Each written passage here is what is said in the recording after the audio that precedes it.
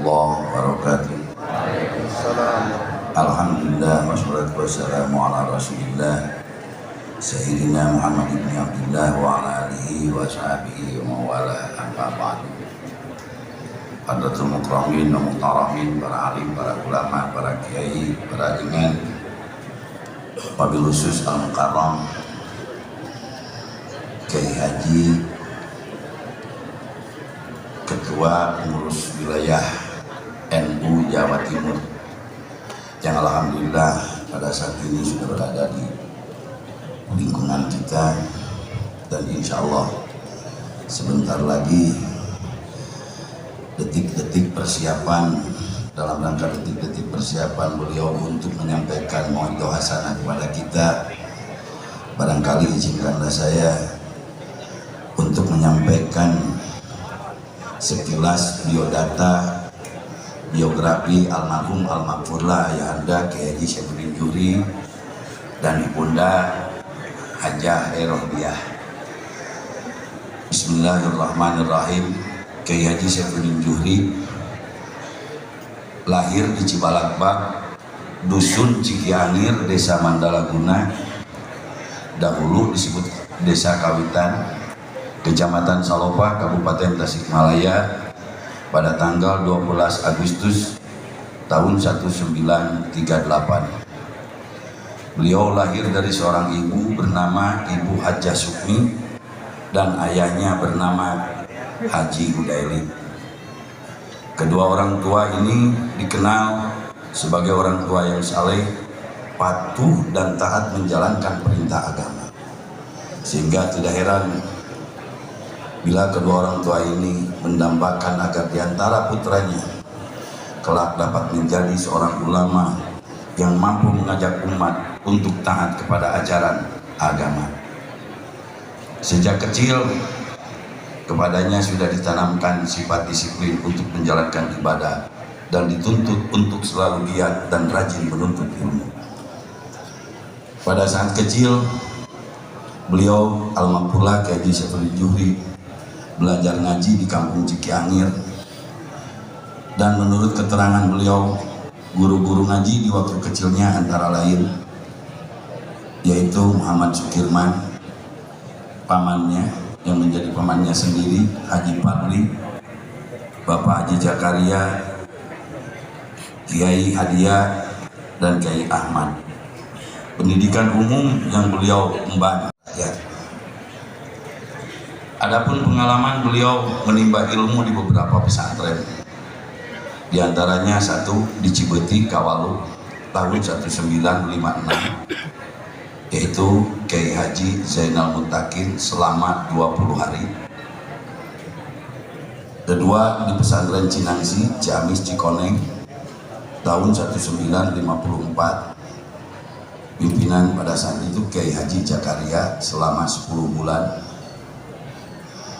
Ketiga di pesantren Ciharasas, Ciberem, pimpinan almarhum Kiai Haji Jailani selama 1 tahun, dari tahun 1954 sampai 1955. Kemudian yang keempat pernah mondok di pesantren Cilendek, pimpinan Kiai Haji Bahrum selama 8 tahun.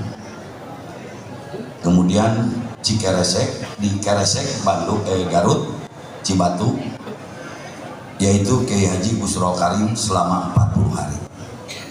Tadi kalau kakak saya menyampaikan sanad keilmuan beliau dari Cilendek, barangkali saya akan menyampaikan sanad keilmuan almarhumah Bapak dari Keresek. Keresek itu adalah muridnya Mama Sobari Ciwedus Kuningan. Mama Ciwedus itu adalah muridnya Ki Wahab Hasbullah Gagem Palan, dan Ki Wahab Hasbullah adalah merupakan kakek saya dari ibu saya.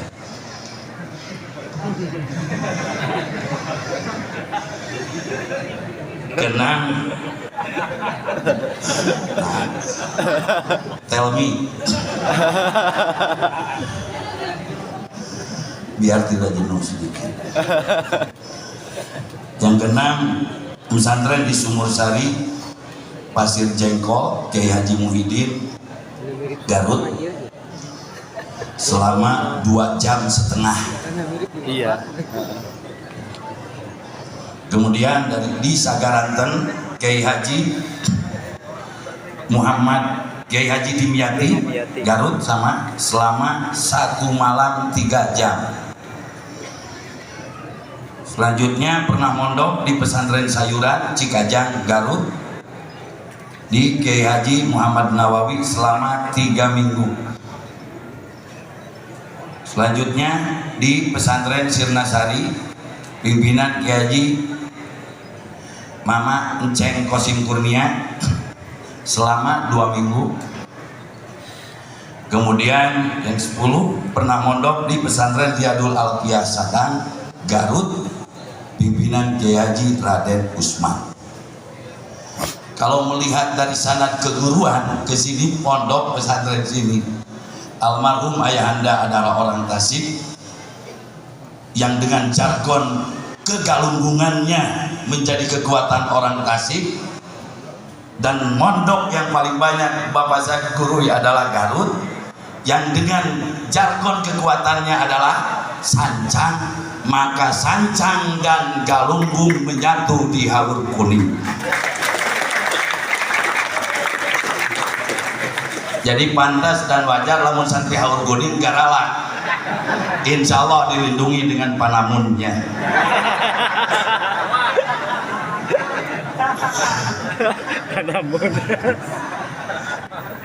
Pada saat beliau mondok di pesantren Cilendek, beliau selain menjadi santri juga dipercaya menjadi lurah santri dan membantu kiai untuk mengajar santri yang lainnya.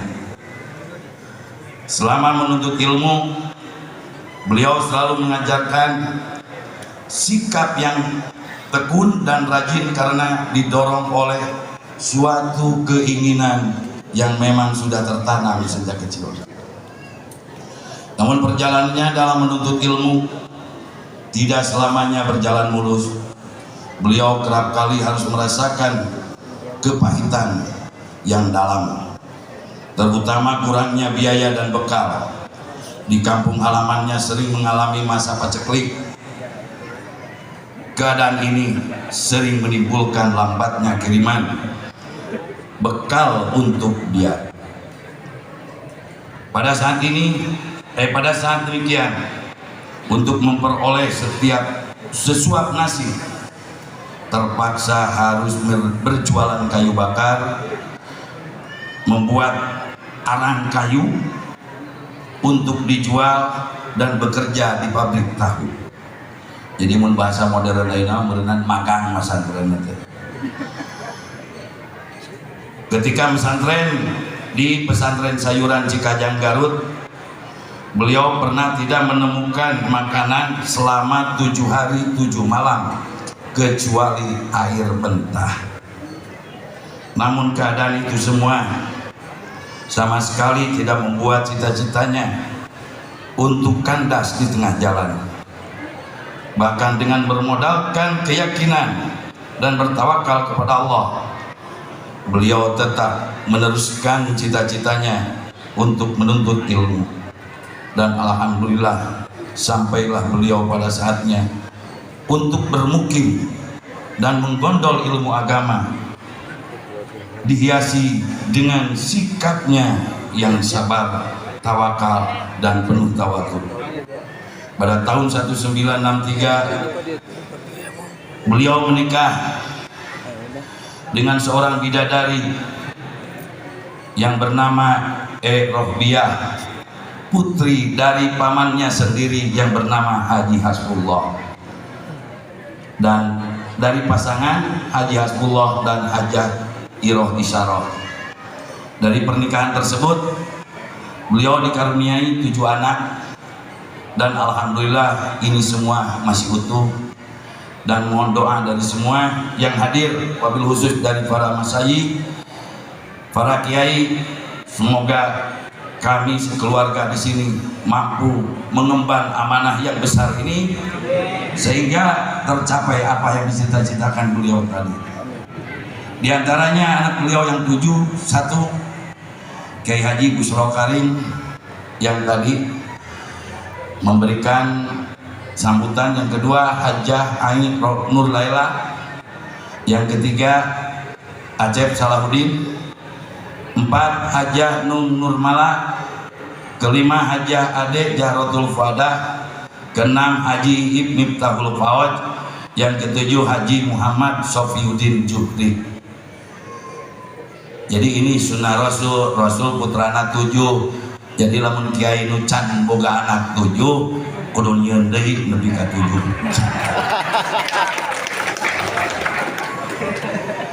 Pada tanggal 18 Agustus tahun 1964 beliau mendirikan pesantren dengan nama Haur Kuning. Ini dihubungkan dengan lokasinya di Puncak Haur.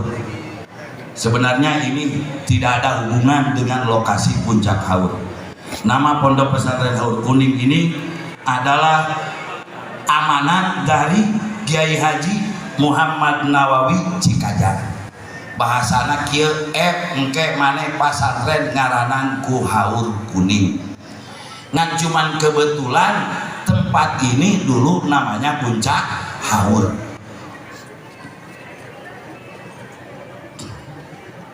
Kiai Nawawi dari Garut. Pada saat beliau pesantren di sana, bertalian dengan nama Haur Kuning ini almarhum Bapak Kiai Haji Jailani dari Pondok Pesantren Ciarasas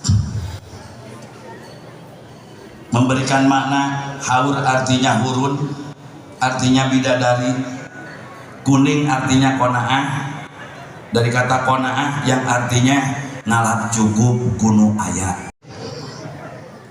Jadi nu disebut konaah teh lain cicing ngalap cukup kuno aya, tapi tetap orang berusaha untuk meningkatkan taraf hidup yang lebih sempurna.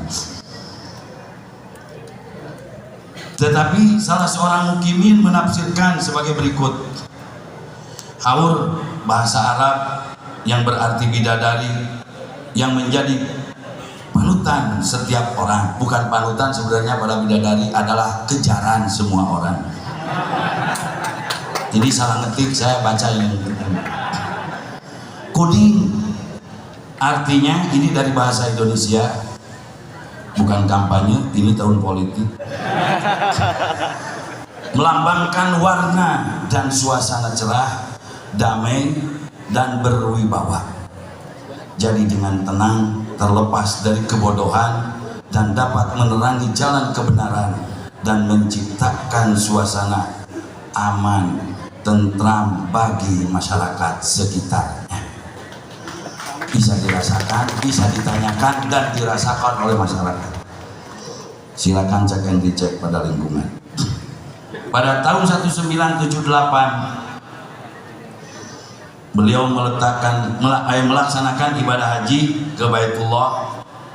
Berarti ini 10 tahun kemudian beliau melaksanakan ibadah haji, dan menurut keterangan beliau selalu sewaktu bertawaf di Baitullah selalu terdengar, tepatnya dalam putaran ke-6 di saat dia berdoa di multajam, ada bisikan beberapa kali yang menyatakan Baitul Hikmah, Baitul Hikmah, Baitul Hikmah.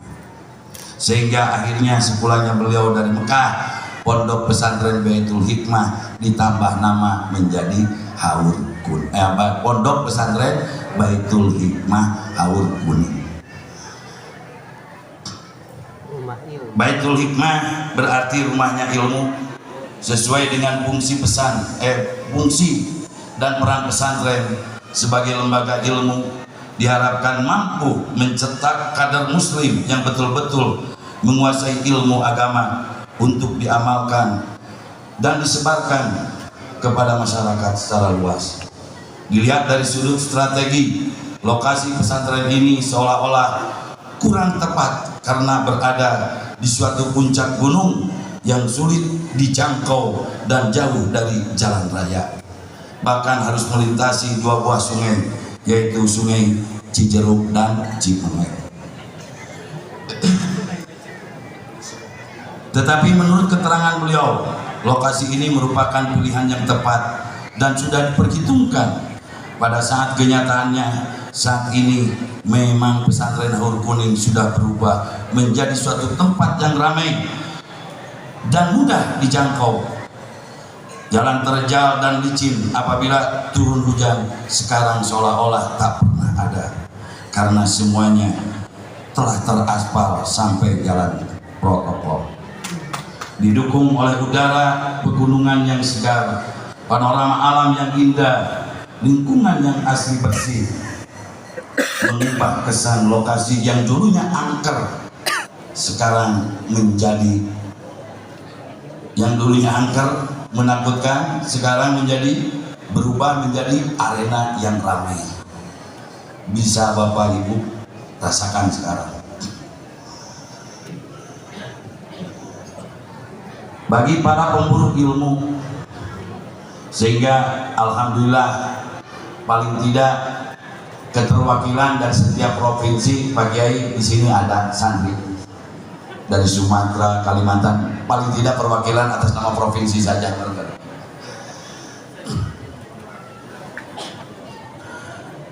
Padatnya pengajaran, ketaatannya, disiplin melahirkan generasi yang tangguh, sehingga lahir dari pesantren ini generasi-generasi penerus yang telah menyebarkan sayapnya di berbagai daerah. Sungguh ini suatu aset yang tiada taranya bagi bangsa, agama, dan negara. Di pinggiran komplek pesantren pada saat ini, di pinggiran komplek pesantren pada saat itu masih banyak bongkahan-bongkahan batu yang dahulunya dibongkar, diambil dari sekitar ini. Beliau adalah batu-batu tersebut merupakan saksi bisu selama ini. Seakan-akan batu-batu itu ngomong, akulah penghuni tetap lokasi puncak haul ini, tetapi aku rela dibongkar, dipindahkan demi berkembangnya syiar agama Allah. Pada tahun 1992 beliau mendirikan TKA dan TPA Baitul Hikmah. Kemudian 30 tahun kemudian, tepatnya tahun 1994, beliau mendirikan pendidikan formal, yaitu Madrasah Sanawiyah. 3 tahun kemudian setelahnya Sanawiyah, beliau mendirikan Madrasah Aliyah.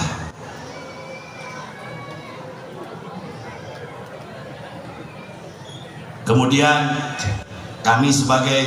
beliau wafat pada tahun 2013.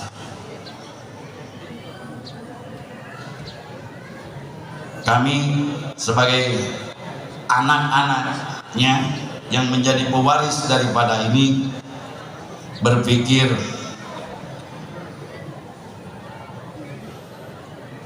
kami adalah sebagai warga Nahdiyin punya moto al-muhafadoh alal qadimi sholih wal adu bil jadidil asla. Pikiran si kuring sederhana, Bapak Wing lulusan SR bisa nyin pasantren, bisa nyin sekolah. Ari kuring sarjana rek bisa naon. Bapak saya lulusan SR, mampu mendirikan pesantren, mampu mendirikan sekolah sanawiyah dan aliyah. Saya sebagai anaknya yang sarjana, lulusan perguruan tinggi, akan mendirikan apa? Akan memberikan apa? Sehingga pada tahun 2000 saya berpikir dan mendirikanlah SMA Kiai Haji Saifuddin Juri, adalah sebuah persembahan kami sebagai anaknya terhadap beliau. Sehingga SMA itu saya namakan SMA Kiai Haji Saifuddin Juri. 1 tahun kemudian setelah berdiri SMA, maka didirikanlah, karena saya bukan dilahirkan oleh bapak, tapi saya dilahirkan oleh ibu. Apa yang bisa saya persembahkan kepada ibu? Untuk bapak saya persembahkan SMA, maka untuk ibu saya persembahkan SMP. 1 tahun kemudian setelah SMA didirikan, saya mendirikan SMP Hajah Rohiyah. Mudah-mudahan persembahan saya, kami keluarga bisa diterima sebagai amal baik untuk ayah dan ibu saya. Dan pada saat itu pula di sini Pak Kiai mohon doanya, lagi merintis ingin mendirikan perguruan tinggi, dan secara tidak langsung udah berjalan saya melaksanakan perkuliahan di sini. Pada tahun 2020 seperti halnya tadi berdirilah sebuah SMA itu. Barangkali itulah yang bisa saya sampaikan dengan tergesa-gesa karena saya sendiri sangat merindukan dari mauidahnya Bapak Yai. Mudah-mudahan apa yang bisa yang disampaikan saya ini sedikitnya bisa menjadi cerminan untuk melangkah kita ke depan, melangkah untuk ke arah yang lebih baik.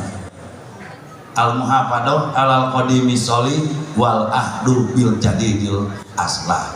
Sekian, wallahu muwaffiq ila aqwamit thoriq. Wassalamualaikum warahmatullahi wabarakatuh.